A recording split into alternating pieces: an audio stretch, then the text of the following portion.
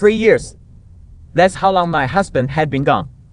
When he finally walked back through our front door, he looked the same dark hair, same steady hands, same way of tilting his head when he listened to me talk. But something was wrong. I felt it that first night, when I woke up at 3 in the morning and realized he wasn't lying on his back like he always had. For 12 years, Marcus had slept flat on his back, arms at his sides, left foot twitching 3 times when he drifted off. I could have drawn a map of his sleeping habits from memory. But now he was curled behind me like a question mark, one arm locked around my waist, his face pressed into the hollow of my shoulder, and he didn't let go, not once, not even when I shifted. I lay there in the dark, running through the details I'd noticed over the past 10 days. The way he came home freshly showered every evening, even though he'd just been at the office. The way his soap smelled different, something floral and expensive, not the sandalwood I bought for years. The way he'd stop mid-sentence when his phone buzzed, glancing at the screen with a private smile that vanished the moment he looked up. I told myself I was being paranoid. I'd spent 3 years alone, waiting, making excuses for his shorter calls, his cancelled visits, his vague explanations about work being too demanding. I told myself that distance does things to people, that love doesn't always look like what you expect. I'd convinced myself that when he came home, everything would be fine. It wasn't fine. On the 11th night, when his arm tightened around my waist in that automatic, practiced way, I spoke into the darkness. Who taught you to sleep like that? The arm went rigid. I felt his breath catch against my neck, felt the exact second he decided how to handle this. Sarah! His voice was quiet, controlled. If you pretend you don't know, you can still be my wife. I closed my eyes. Something inside me, something I hadn't even realized, was still holding on, simply let go. He pulled his arm away slowly, giving me time to stop him. When I didn't, he swung out of bed and crossed to the window, sliding it open to let in the November cold. He didn't speak until he lit a cigarette. I watched the orange tip glow and fade in the glass. Sarah, there are things I don't tell you because I don't want you to have to carry them. If you had any sense, you wouldn't have asked that question. What exactly did you expect me to say? He turned to look at me, and even in the darkness, I could see the calculation in his posture. No guilt, no shame, just mild irritation that I'd disrupted the careful balance he'd constructed. Vanessa is different from other women, he continued, grinding out the half-smoked cigarette. If you choose not to know about her, she'll never come near you. She won't interfere with your life. You won't even have to see her. He was giving me a gift, he thought. A generous offer. Xinghao, stay in your lane, and I'll let you keep your title, Xinghao. I laughed. It came about wrong, too sharp, too bitter, but I couldn't stop it. Marcus. I sat up, pulling the sheets around me. If I say no, if I tell you to choose, what happens then? He already turned back toward the window. The second cigarette was lit before I finished speaking. She's been in my life for 3 years, Sarah. I'm not going to pretend she doesn't exist just to make you comfortable. 3 years, the number hit me like a physical blow. 3 years meant she'd been there from the beginning. From the very first month he left, I thought about all those nights I'd waited for his calls. All those nights I told myself he was just busy, just tired, just overwhelmed. I'd sent him care packages. I'd flown out to visit twice, both times he'd sent me back within 48 hours with some excuse about work being too intense. 3 years. I watched him stand there, silhouetted against the pale glow of the streetlights, and I felt something crack open inside my chest. Not sadness, not yet. Just an enormous, hollow emptiness where my love for him used to be. You need to be reasonable about this, Sarah. He spoke without looking at me. If you just kept quiet, none of this would have to change. Would you have left her? He took a long drag of his cigarette. I'm not going to answer that. Because the answer is no. I heard my own voice from somewhere far away. You wouldn't have left her. You just would have gotten better at hiding her. He turned then, finally, something flickering across his face that might have been pain. I still love you. You love both of us. That's not fair. No. I laughed again, and this time it came out steadier. No, it's not. None of this is fair. But you're the one who made it unfair, Marcus. Not me. He crossed the room in 4 strides, sinking onto the edge of the bed. His hand found my ankle through the sheets, a gesture so familiar it made my throat close up. Just give me time, he said, his voice taking that soft, careful tone he used when he was trying to talk me into something. Give me time to end things properly. I'll do it. I'll end it. Just let me handle it my way. Your way, where she never finds out, where I never find out, where you get to have everything and lose nothing. He flinched.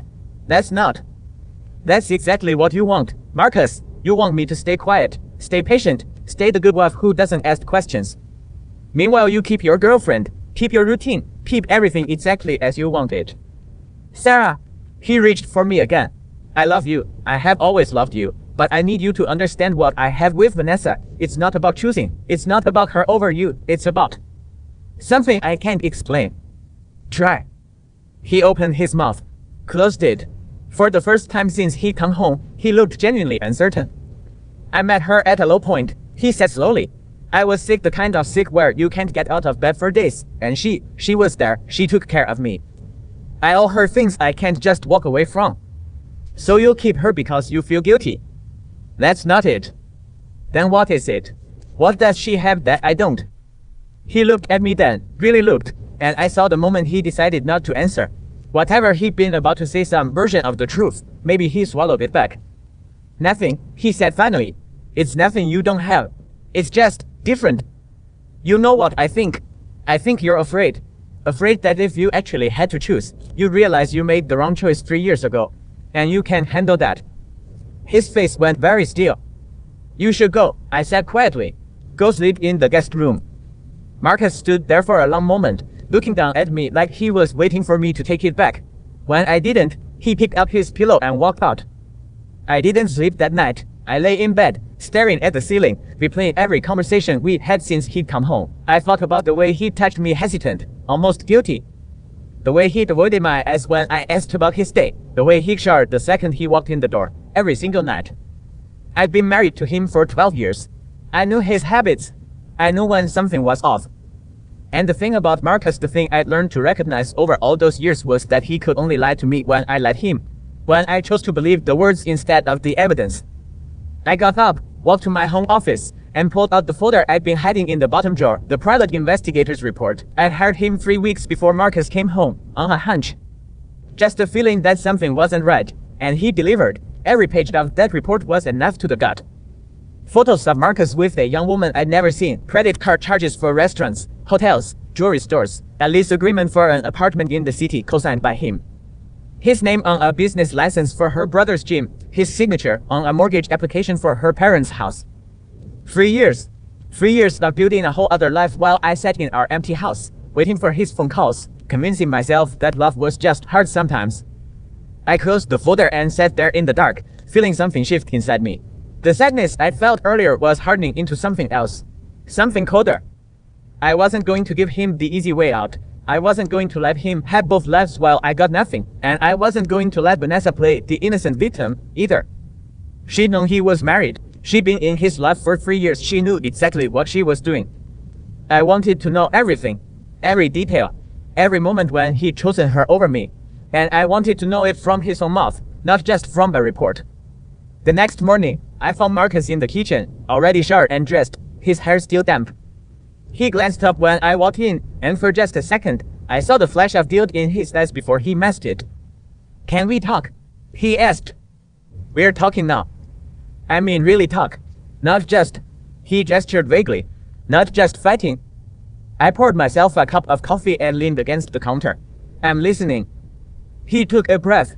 I'm going to end things with Vanessa. I need you to believe that, but it's not going to happen overnight. She's been part of my life for 3 years. There are things I need to take care of. Her brother's business, her parents. You've been supporting her family. It's complicated. Marcus, I set down the coffee cup. It's not complicated. It's very simple. You've been keeping a whole other family for 3 years. You've been paying for their house, their business, their lives. While I was here alone, waiting for you to come home. Do you understand how that looks?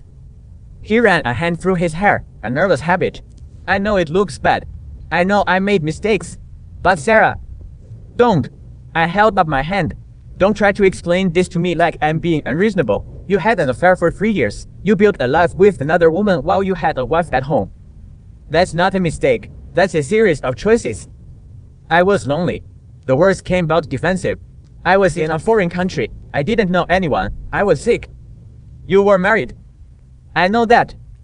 Do you? Because it doesn't seem like you do. It seems like you think the solution is for me to just accept this. Accept that you have another woman. Accept that I'll always come second to her. Accept that I'm supposed to be grateful you even came back at all. Who said anything about you coming second? You did. Last night, when you told me to pretend I didn't know. Marcus fell silent. I watched the muscles in his jaw work, watched him literally swallow whatever he was about to say. Just give me time, he said finally. That's all I'm asking. I looked at him, really looked, and for a moment, I saw the man I married, the man who promised to love me forever, who cried at our wedding, who held my hand through my father's funeral. But then I blinked, and all I saw was a stranger wearing my husband's face. Time, I repeated. I've already given you 3 years, Marcus.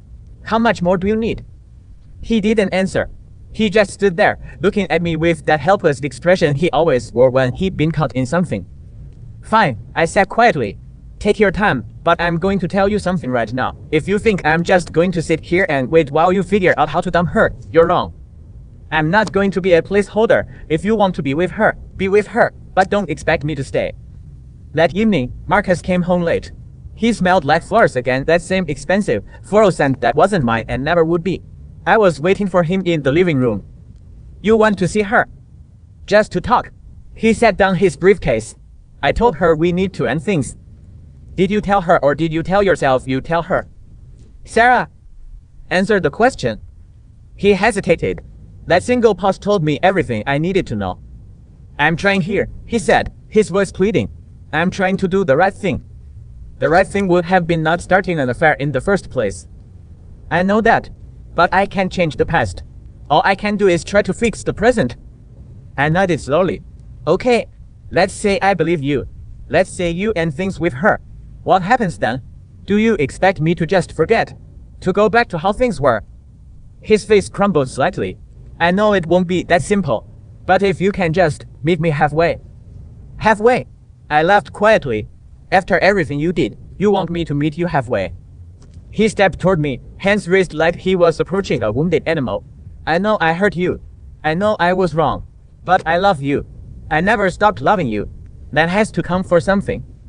That's it, because from where I'm standing, it sounds like you love the idea of having a wife, the idea of coming home to someone, the idea of me waiting for you, but you don't actually love 行好你行好. You love what I represent. That's not. Then what is it? Tell me. Explain it to me like I'm a child. Marcus's mouth opened and closed. For a moment, I thought he might actually try to answer. But then his phone buzzed, and I saw him glance at the screen, and I saw the way his expression softened when he read the message. Go ahead. I gestured toward the door. Answer it. She's probably worried about you. I'm not going to do that. Then why are you looking at your phone like it's a lifeline? He shoved the phone back in his pocket. You're being unfair. I'm being unfair. I laughed, and this time it was genuinely funny. Marcus, you've been cheating on me for 3 years, and I'm the one being unfair. I came home to you, didn't I? I stared at him. I came back. I'm here. I'm trying to fix this. But every time I try, you push me away and throw everything in my face. How am I supposed to make things right if you won't let me? Something cold settled in my chest. Marcus, I said slowly, do you actually believe what you're saying? Do you actually think coming home makes up for 3 years of lies? I think it should count for something. Count for something. I repeated the words like I was tasting them. You destroyed our marriage. You betrayed me. You built a whole other life without me. And you want me to appreciate that you came back. At least I came back. At least I'm trying. I looked at him for a long moment. The man I married, the man I loved, the man I defended against everyone who warned me he was only using me for my family's connections. I'd chosen him. I'd given up everything for him, and this was what I'd gotten in return. You need to leave, I said quietly. Not the house, not yet. But I need you to leave me alone. Right now. He opened his mouth to protest. Then he saw my face, and whatever he was about to say died on his lips. I'll go, he said quietly. But Sarah. Just go. He left. I stood in the middle of the living room, listening to his footsteps fade down the hall, listening to the guest room door click shut. And then I pulled out my phone and called the only person I could trust. Mom, I said when she answered. I need help. What's wrong? Marcus has been cheating on me for 3 years. I'm filing for divorce. Silence on the other end. Then my mother's voice, steady and cold, tell me what you need. I need a good lawyer. I know 3. I'll send you their names. I hung up and sat down on the couch, feeling something lift off my shoulders. For the first time in 3 years, I wasn't waiting. I wasn't hoping. I wasn't pretending. I was taking my life back. And Marcus, who thought he could have everything, who thought he could walk away from his betrayal with nothing but a little guilt and a lot of excuses, had no idea what was coming for him. That night, I couldn't sleep. I kept going over our conversation, every word, every pause, and I kept coming back to one thing: his promise to end things. He said it so easily, like it was a simple inconvenience. But I'd seen the way he looked at his phone when she texted, the way his face softened, the way he couldn't stay away from her. He wasn't going to end it. He was just waiting for me to stop asking questions. Around midnight, I got up to get some water. As I walked past the guest room, I noticed the light was still on. The door was cracked open just enough that I could see inside.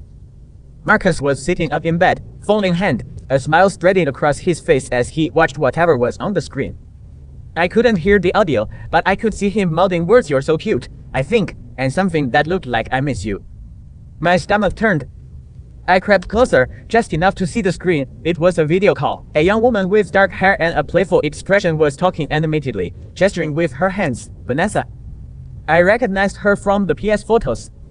"That's so unfair," she said, her voice suddenly audible as Marcus adjusted the volume. "What if she tries to fight me? I'd be so scared." Marcus laughed, a warm, unguarded laugh I hadn't heard from him in years. "Don't be ridiculous. I'd never let anyone hurt you." Then he paused, and I saw a flicker of something, maybe guilt, maybe doubt, cross his face. "Vanessa," he said, "come to the house tomorrow morning. I want you to make me breakfast like you used to." She gasped, half surprised, half pleased. "Are you serious? Wouldn't that be weird? What if she sees me?" "Just come. I'll handle it." I heard her giggle agreement, and then the phone call ended. Marcus lay back against the pillows, stretching like a satisfied cat, and I stood frozen in the hallway. He was inviting her to our house, our home, where I would be sleeping, eating, living. He was making her breakfast in my kitchen. I stood there for a long time, my heart pounding, my hands shaking, and then I made a decision. I wasn't going to hide. I wasn't going to run. I was going to be right there, in my own home, and I was going to see exactly what kind of woman could make my husband smile like that. The next morning, I woke up early. I knew Marcus would go downstairs to let her in. I heard his footsteps on the stairs, heard the front door open, heard the soft murmur of voices, and then silence. I took a breath, walked to the top of the stairs, and looked down. They were standing in the middle of our living room, wrapping each other's arms, his hands on her waist, her face buried in his chest. She was younger than I had expected, maybe mid-20s, with bright eyes and an easy laugh that echoed through the room. She saw me first. Her eyes went wide, and she let out a little yelp, ducking behind Marcus like I was something to be afraid of. He turned, and the look on his face shifted from happiness to cold caution in a heartbeat. "Sarah," he said, "this is Vanessa. You were going to meet her eventually. Here she is." I met his gaze, and I felt something settle in my chest. Not sadness, not anger, just a quiet, deadly certainty. "Hello, Vanessa," I said calmly. "Welcome to my home." She fringed at the word "my," and for the first time, I saw that flicker behind her bright eyes. I said it calmly, like I was greeting a guest at a dinner party.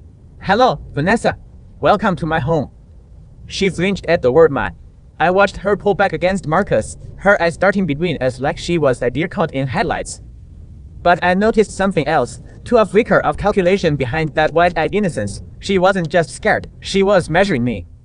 "She came to make breakfast," Marcus said quickly, stepping between us like a shield. "We were just..." I heard. I walked down the stairs, taking my time, letting the silence stretch. "I heard you invite her last night, when you thought I was asleep." Marcus's face went pale. Vanessa's grip on his arm tightened. "It's okay," I said, stopping at the bottom of the stairs. "I'm not going to make a scene. This is still my house, and I'll act like a civilized person." I looked directly at Vanessa. "I hope you can do the same." She opened her mouth, then closed it. For a moment, I saw something real in her eyes, not fear, but anger. The mask slipped. Then it was back, and she was nodding, trembling slightly, playing the part of the frightened mistress. I walked past them into the kitchen and poured myself a cup of coffee. I could feel them watching me. Marcus looked torn between following me and protecting her. Vanessa was whispering something in his ear, too low for me to hear. "Sarah," Marcus said, coming into the kitchen behind me. "We need to talk." "We've already talked." I turned to face him. "You want to have breakfast with her?" "Have breakfast?" I'll just be here, in my own kitchen, drinking my coffee. He looked like he wanted to argue, but Vanessa glided in behind him, all sweet smiles and perfect posture. I'll make us all something, she said brightly. I used to make breakfast for Marcus every morning overseas. He loves my omelets. I didn't answer. I just sat down at the table and watched her move around my kitchen like she owned it. She opened my cabinets, found my pans, used my ingredients. Every gesture was a subtle decoration. Xinghao, I know this space. I belong here more than you do. Xinghao. Marcus hovered nearby, watching her with the kind of open adoration I hadn't seen on his face in years. Not even when we were dating. Not even on our wedding day. I felt something twist in my chest. Not jealousy, something colder. Recognition. I was seeing him the way he really was, without the lies I told myself to make it easier. About 15 minutes later, Vanessa appeared in the doorway to the dining room, holding a plate with a perfectly golden omelet. She was headed toward the table where Marcus had just sat down. I'll just put this here, she said, stepping onto the first stair of the landing. Then her foot caught or seemed to catch and she stumbled backward, the plate flying out of her hands. She hit the floor with a yelp, eggs and vegetables splattering across the tile. Vanessa! Marcus was on his feet in an instant, rushing to her side.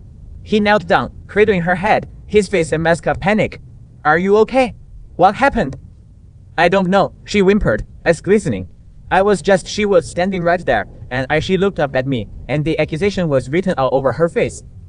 Marcus followed her gaze. His expression hardened into something I hadn't seen since the early days of our marriage, that cold, judgmental look he used when he was about to lay down the law. Sarah! His voice was flat. Dangerous. I told you I was going to end things with her. I gave you my word. And you still had to pull something like this. I didn't move. I was still standing at the top of the stairs, a few feet away. I hadn't touched her. I hadn't even moved. But I knew, in that moment, that it didn't matter. He already made up his mind. You think I pushed her? I asked, my voice quiet. I saw you standing there. She fell. What else am I supposed to think? That she's lying. Marcus's mouth twisted. She has no reason to lie. She has every reason. She wants you to choose her. She wants me out of the picture. What better way than making me look like the jealous, violent wife? Sarah! He stood up, letting Vanessa cling to his arm. I can't believe you're doing this. I was going to give you time. I was going to be fair to you. And you. Answer me. I cut him off, stepping down one stair. Did you see me touch her? He hesitated. I saw the flicker of doubt cross his face. But then Vanessa let out a soft sob, pressing her face against his shoulder, and the doubt vanished. She's hurt, he said, as if that explained everything. She fell because of you. Because I was standing near her. That's your evidence. I don't need evidence. I know you. Apparently you don't. I looked at him, and I felt something harden inside me. You know me for 12 years, and in 12 years, have I ever done anything like this? Have I ever hurt anyone? Have I ever been violent? He opened his mouth, closed it. I watched the gears turn behind his eyes, watched him try to reconcile the woman he knew with the accusation he just made. But Vanessa was crying now, soft little hiccups that made Marcus's protective instincts kick in again. Just apologize, he said quietly. She's not going to press charges. Just say you're sorry. Marcus. I held his gaze. I'm not going to apologize for something I didn't do. I didn't push her. She fell. And I want you to look at me and tell me you believe me. He didn't answer. That silence was louder than anything he could have said. Get out, I said quietly. Both of you. Take your breakfast and get out of my house. They left. I heard the front door close, heard Marcus's car start up and pull away. I sat down on the stairs, right where Vanessa had fallen, and stared at the empty kitchen. That was the moment I understood. Marcus wasn't confused. He wasn't torn. He made his choice a long time ago. He just hadn't had the courage to tell me. And Vanessa wasn't some innocent victim. She was a player. She orchestrated that fall to test me, to see if I'd cave, to see how much control she had over him. She just handed me something far more valuable, proof. Because I'd been recording the whole thing.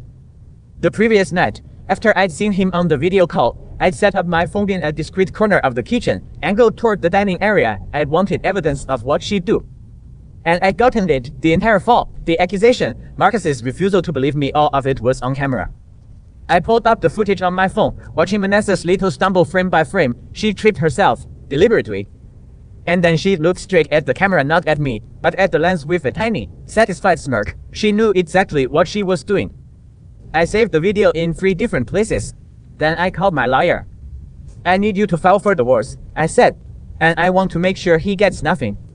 Tell me what you have. I told her about the 3-year affair, the financial support, the fake fall, the recording. She listened without interrupting. Sarah, she said when I was done, you just handed me a slam dunk. But I need to ask you something. Are you sure you want to do this now?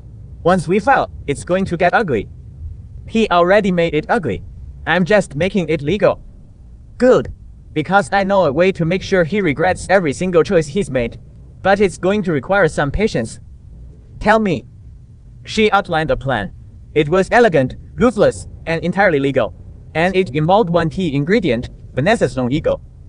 The next evening, I went to a dinner party hosted by some mutual friends. I knew Marcus would be there. I deliberately not told him I was coming. And I knew he'd bring Vanessa because he was too arrogant to think anyone would care. I walked in alone, dressed in a simple black dress that made me feel like a widow at a funeral. Sure enough, there they were, Marcus with his arm around Vanessa's waist, laughing with the group. The moment he saw me, his smile froze. Sarah, he said, stepping toward me. I didn't know you'd be here. Clearly. I smiled, calm and cool. You didn't tell me about this party either. But here we are. Our friend David, who'd known me since college, stepped in. Marcus, you should have brought Sarah. She's your wife, for God's sake. What are you doing? Marcus's face reddened. It's complicated. Nothing complicated about it. David looked at me with open sympathy. Sarah, come sit with us. I let him lead me to the table, feeling Vanessa's eyes on my back. She was furious. I could practically taste it. She expected me to crumble, to stay home and cry. Instead, I was here, taking her spotlight. Halfway through dinner, I excused myself to the restroom. On my way back, I saw Vanessa slip away from the table, her phone pressed to her ear. She was heading toward the hallway where Marcus had gone to take a call. I slowed my steps and positioned myself just around the corner, where I could hear. What do you mean, you're not serious about me? Vanessa was hissing into the phone. You told me it was just a marriage of convenience. You said she didn't matter. I heard Marcus's voice, muffled but clear. Vanessa, calm down. She's here, I can't. I heard what you told them. You said you were just playing with me until you figured things out. Is that true? Marcus was silent for a long moment. Then, it's complicated. She has money. I need that money. If I divorce her now, her family will come after me. I have to be careful. Careful? Vanessa's voice cracked. You're using me. I'm not using you. I love you. But I also need to protect myself. Just give me time. Time? I've given you 3 years. I heard her footsteps, quick and angry. I stepped back, out of sight, and let her storm past. Then I walked back to the table, sat down, and smiled. Vanessa returned a few minutes later, red-eyed but composed. She whispered something to Marcus, and he looked shaken. I knew then that my lawyer's plan was working. 2 days later, I sent Vanessa a package. Inside were copies of the photos I had her and Marcus at restaurants, hotels, her parents' house. Also included was a note. Xinghao, he'll never leave her. He's not going to give you anything. When he's done with you, he'll walk away with everything he has, just like he did with me. Xinghao. I'd written it to provoke her, to make her feel cornered and desperate, and I added a small, anonymous note suggesting she make the photos public. If you can have him, at least ruin him. He deserves it. I knew she'd do it. She was young, impulsive, and wounded, and I knew exactly what would happen when Marcus's family found out. 2 nights later, I saw the photos hit the internet. A small influencer with a modest following, suddenly splashing their relationship all over social media. The caption read, Xinghao 3 years with the man I love, but he's not going to leave his wife. Watch me. Xinghao. It went viral faster than I expected. Within hours, it was everywhere, the local news, gossip sites, even some national outlets. And I knew Marcus's family, especially his father, would not tolerate scandal. The next morning, Marcus came pounding on my door at 7 a.m. He was furious, red-faced, sweating, shaking with rage. He shoved past me into the living room. You did this. He jabbed a finger at me. You sent those photos. You ruined me. My father called. I'm being investigated by the company. They're talking about freezing my accounts. I looked at him calmly. Why will I do that? I'm your wife. If you lose money, I lose money. Don't play games with me. He was nearly spitting. You want revenge. You want to destroy me. Marcus. I walked toward him, slowly, deliberately.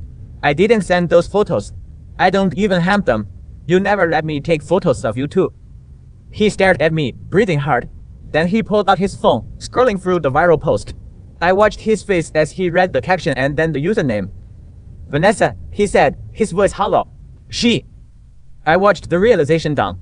He'd been so quick to blame me that he hadn't even checked the source. And now, seeing her name all over it, he had no one else to blame. She did it, he whispered. Why would she do that? Maybe she got tired of waiting.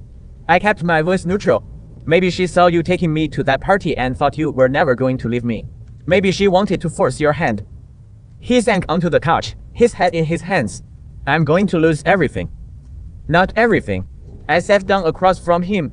I'm not going to divorce you right now. I'm going to wait. And if you play your cards right, we can weather this. He looked up, hope flickering in his eyes. You do that. After everything. I'm not doing it for you. I leaned forward, holding his gaze. I'm doing it because when I do leave, I want to take everything, and if we divorce now, I'll get less, so let's wait. Let's put on a show. Let everyone think we're working things out, and when the dust settles, I'll walk away with what I deserve. He didn't argue. He nodded, grateful, relieved. He thought I was giving him a chance. He had no idea I was already planning to take it all. Over the next few weeks, I played the part perfectly. I went to therapy with him. I smiled at family gatherings. I even told his father that we were working things out. Marcus started to relax, started to think he dodged a bullet. Meanwhile, I was building my case. Every meeting with my lawyer, I added to the pile. And I made sure to document everything, his admissions, his behavior, his financial records. Vanessa, predictably, went quiet after the scandal. Her accounts were shut down. Her influencer status vanished. She went back to her small-town life, bitter and alone. Marcus didn't even try to contact her. He was too busy trying to save himself. And I just waited. One evening, as we sat in the living room, he reached for my hand. Sarah, he said softly, I know I've been terrible, but I want us to start over. I promise I'll be better. I looked at his hand on mine, and I felt nothing. You're right, I said. You have been terrible. He looked confused. What? I pulled my hand back and stood up. I know about everything. The house for her parents, the business for her brother, the apartment, all of it. And I have proof. My lawyer is filing tomorrow. His face went white. But you said. I lied. I smiled. I've been waiting for the right moment, and this is it. You get nothing. Marcus, not the house, not the money, not even your reputation, and you know what? You brought it all on yourself. He was still sitting there, speechless, as I walked out of the room. The divorce proceedings were swift. By the time they concluded, Marcus was left with just enough to get by. His company publicly distanced itself from him. His father cut him off. And Vanessa, though she tried to reach out, was blocked and ignored. I walked away with everything I wanted. But I also walked away with something more valuable, the knowledge that I'd stopped being a victim and started being a survivor. And Marcus, he disappeared into a small apartment across town, working a job he hated, alone for the first time in years. Every now and then, I'd hear rumors that he tried to call me, but I'd already changed my number. 3 months later, I stood on the porch of my new home, a smaller house, but one that was truly mine. My family had welcomed me back. My friends had rallied around me. And for the first time in 3 years, I felt like I was breathing. He told me once, in that dark bedroom, if you pretend you don't know, you can still be my wife. I hadn't pretended. And now, I wasn't his wife at all. I was free. The divorce was finalized on a Tuesday, 3 months after I walked out of our living room and left Marcus sitting there with his mouth open. The judge had looked at the evidence, the financial records, the photos, the recording of Vanessa's fake fall, and had not been kind. Marcus got the bare minimum, a small cash settlement, his personal belongings, and the car he bought himself 2 years ago. Everything else, the house, the investments, the savings, stayed with me. I didn't gloat. I didn't celebrate. I just signed the papers and walked out of the courthouse into a cold December afternoon, feeling lighter than I had in years. My mother was waiting for me in the parking lot. She hugged me without saying a word, and I felt something crack open inside me, not sadness, but relief. The kind of relief that comes when you finally stop pretending. You did the right thing, she said quietly. Your father would be proud. I nodded, not trusting my words. My father had died 5 years ago, and I always regretted that he never approved of Marcus. Now I understood why. He'd seen what I'd been too blind to see. Over the next few weeks, I settled into my new life. I sold the big house, too many memories, and bought a smaller place across town. I reconnected with friends I'd neglected during the years I'd spent waiting for Marcus to come home. I even started going to therapy, which I'd always scoffed at but now found strangely comforting. Marcus, meanwhile, was spiraling. I heard about it through mutual friends. He lost his job at the company his father had made sure of that. The board had cited conduct unbecoming and let him go without severance. His reputation was in tatters. The woman he'd thrown everything away for had vanished back to her small hometown, her influencer career in ashes. He was living in a cramped studio apartment across town, working a consulting job that paid a fraction of what he'd made before. Part of me felt a flicker of pity. But then I remembered the way he looked at me when Vanessa fell, the way he believed her lie without hesitation, the way he'd spent 3 years building a life with her while I sat alone in our house, waiting for him to remember I existed. The pity died pretty quickly. One evening in January, my phone buzzed. An unknown number. I almost didn't answer, but something made me pick up. Sarah! Marcus's voice.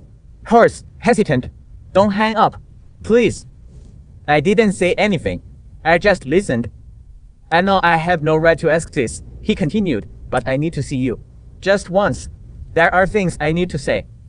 Marcus, I said carefully, we don't have anything to say to each other. Please. The word cracked. I know I ruined everything. I know I hurt you. But I need to understand something. Just one thing. I need to look you in the eye and ask you. I was quiet for a long moment. Then, against my better judgment, next Tuesday, 3 o'clock, there's a coffee shop on Elm Street. I'll give you 30 minutes. He agreed, and I hung up. Then I called my lawyer. Marcus wants to meet. I'm going, but I want you to know, and I want a recorder in my bag, just in case. You're going to record him. I'm going to protect myself. Tuesday came. I walked into the coffee shop and saw Marcus already there, hunched over a table, looking smaller than I remembered. He'd lost weight. His clothes were rumpled. His eyes had a hollow look that made me almost feel sorry for him. He stood when I approached, but I waved him back down. Don't. Just sit. I took the seat across from him. We stared at each other for a moment. You look well, he said finally. I mean it. You look good. I'm doing better now. I kept my voice flat. What did you want to ask me? He leaned forward, his hands clasped together. The photos, the ones Vanessa posted, I know you said you didn't send them to her, but I've been thinking. You were the only one who had access to some of them, the ones from our anniversary party, the ones from her parents' house. I never kept those anywhere but on my personal cloud. I didn't flinch. Marcus, your cloud was synced to your phone. You left your phone unlocked on the counter more times than I can count. Anyone could have accessed it. But no one else had a reason to. Vanessa had a reason. She wanted to force your hand. She was tired of waiting for you to leave me. He shook his head slowly. She wasn't that smart. She was impulsive, but she wasn't that calculated. That package, the way it was sent, it was too clean, too precise. It had your handwriting. Not literally, but the tone, the phrasing. I felt a chill run down my spine. He was smarter than I'd given him credit for. Marcus, I said, even if I had sent them, what would it matter? You still cheated on me for 3 years. You still built a life with another woman. You still lied to me every day for 1,000 days. The photos just made it public. They didn't change what you did. He looked down at his hands. I know what I did. But I need to know if you set me up. If this whole thing, the divorce, the scandal, losing everything, if it was all part of a plan. I met his gaze. You don't get to know that. You lost that right when you chose her. Something flickered in his eyes, anger, maybe, or desperation. Sarah, I'm not going to get through this. My father won't talk to me. My brothers won't return my calls. I can't get another job in this city because everyone knows what happened. And Vanessa, he laughed bitterly. She won't even answer my texts. I'm sorry, I said, and I meant it. Not for him, but for the person I used to be, the one who loved this man and believed he could change. I'm not asking for forgiveness, he went on. I'm asking for a chance to start over, somewhere else, but I need money, just enough to get out of town and start fresh. I know you got everything in the divorce. I know I have no right, but please, just help me. I sat back in my chair and looked at him. He was broken, pathetic, a shadow of the man I'd married, and he thought I would help him. After everything. I can't help you, Marcus, not because I don't have the money I do, but because you made your choices. You chose her, you chose to lie, you chose to treat me like a convenience rather than a wife. And now you want me to bail you out. I was weak, he said, his voice trembling. I made mistakes, but I loved you. I still love you. No, I shook my head. You loved what I gave you. You loved the stability, the money, the safety, but you never loved me. Not really, because if you had, you couldn't have done what you did. He opened his mouth to argue, but I held up my hand. We're done, Marcus. This meeting is over. Don't contact me again. I stood up, leaving him there with his coffee untouched. As I walked out, I felt a weight lift from my shoulders. I'd said everything I needed to say, and now I was free. But that wasn't the end. 2 weeks later, my lawyer called with unexpected news. Sarah, there's something you need to see. Marcus has been arrested. I nearly dropped the phone. Arrested? For what? Fraud, embezzlement. Apparently, the company's been investigating him for months. It's not just about the affair. He'd been siphoning money from the company to fund his lifestyle overseas, including paying for Vanessa's family and the apartment. The board found evidence and handed it over to the authorities. I sat down, my legs suddenly weak. I hadn't known about that. I'd known about the affair, the support for her family, but I hadn't known he'd stolen to do it. Are you sure? I asked. Positive. The indictment was filed this morning. He's being held without bail because of flight risk. His father's company is pressing charges. I processed the information slowly. Marcus, for all his arrogance, had finally crossed a line he couldn't uncross. And now he was going to pay for it. He's not getting out, I said. Unlikely. The evidence is damning, and he has no allies left to help him. I didn't visit him in jail. I didn't write him letters. I didn't even think about him for weeks. But in April, I got a call from his lawyer, a tired Sunday man who said Marcus was requesting a visit. Just one. He said he had something important to tell me. I almost said no. But something in me, curiosity, maybe, or a need for closure made me agree. The visitation room was cold and gray. Marcus sat behind the glass, his face haggard, his eyes hollow. He looked like a man who'd lost everything, which was exactly what he was. He picked up the phone, and I did the same. Sarah, he said, his voice cracking. I didn't think you'd come. I'm not here for you, I said. I'm here to hear what you have to say. He looked down at the counter, then back at me. I know what you did. I know you sent those photos to Vanessa. I know you wanted her to post them. And I know you tipped off the investigators about the missing money. I held his gaze. I didn't tip anyone off about the money. I didn't know about the money until after you were arrested. That's on you. He shook his head. It doesn't matter now. I'm going to prison for a long time. My father won't lift a finger to help me. Vanessa's gone. I'm alone.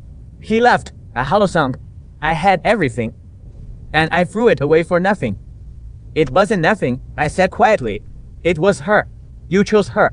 You chose her over me, over your career, over your integrity. And now you're living with the consequences. He looked at me, and I saw something like understanding down in his eyes. Why did you do it? He asked. Why did you set me up? Was it revenge? I thought about it for a moment. Was it revenge? Not entirely. It was self-preservation. It was refusing to be a victim. It was showing him that the woman he underestimated was not someone to be trifled with. I didn't set you up, Marcus, I said. I just gave you the rope. You hung yourself with it. He stared at me, and I saw the moment he truly understood. I wasn't the passive wife he'd taken for granted. I was the woman who outplayed him. I loved you, he whispered. I really did. Maybe you did. But love isn't enough, Marcus. You have to choose it. Every day. You chose something else. And now you have to live with that choice. I hung up the phone and stood. I looked at him through the glass. This man I'd once given everything to. And I felt nothing. Not pity, not sadness, not anger. Just a quiet sense of closure. He mouthed something. I couldn't be sure, but I thought it was I'm sorry. I turned and walked away. Outside, the spring sun was warm on my face. I got into my car and sat there for a moment, breathing. I didn't cry. I didn't laugh. I just sat there, feeling the weight of everything I'd been carrying for 3 years finally slide off my shoulders. I'd spent so long waiting for Marcus to come home, waiting for him to choose me, waiting for him to be the man I'd married, but that man had never really existed. He'd been a projection, a hope, a lie I'd told myself. Now I knew the truth, and the truth set me free. I drove home, past the old house I used to share with him, past the restaurant where we'd had our first date, past all the landmarks of a life I'd outgrown. And I didn't look back. A few days later, I got a letter from Marcus's lawyer.